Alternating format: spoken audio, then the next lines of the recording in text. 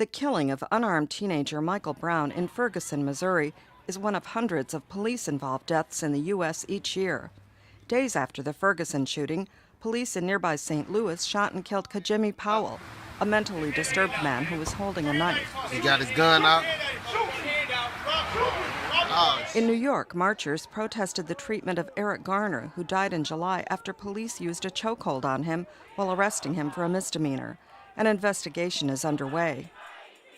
Family members of two other black men killed in local police shootings recently appeared on a New York radio show, calling for the U.S. Justice Department to take action. Constance Malcolm's 18-year-old son, Ramarley Graham, was shot and killed in 2012 by a police officer who chased him into his grandmother's house. The officer reportedly said he fired when he thought he saw Graham reaching for a gun in his waistband.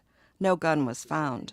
Malcolm has collected 33,000 signatures on a petition demanding action from federal prosecutors. We have to put a stop to police brutality. Our kids matter. Our black and Latino boys matter. You can't just shoot them down and pretend they have target practice, because they're not.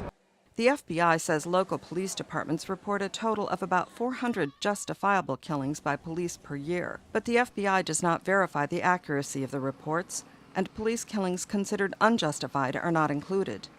An estimated 25% of those killed are African American, double their representation in the population. We have been failed on a local level, and the only way that we are going to get any type of accountability now will be on a federal level.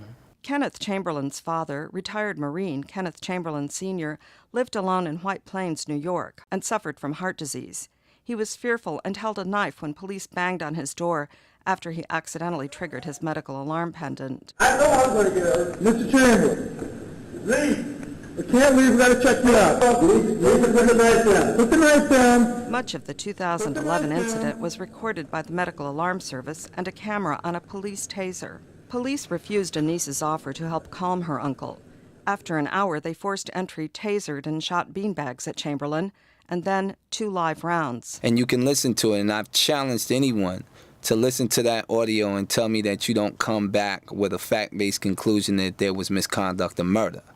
Former police officer Eugene O'Donnell says that police are usually restrained, but most lack training for dealing with emotionally disturbed people. When you send the police to a mental illness call, it is the worst possible thing you can do. You can't think of anything worse. The cops come with weapons. They're oriented towards force. They have to hold on to those weapons. They think worst case scenario. A grand jury declined to return an indictment against the police officer who shot Kenneth Chamberlain. Chamberlain's son has filed a wrongful death suit and called for the Justice Department to finish the investigation it opened in 2012. Carolyn Weaver, VOA News, New York.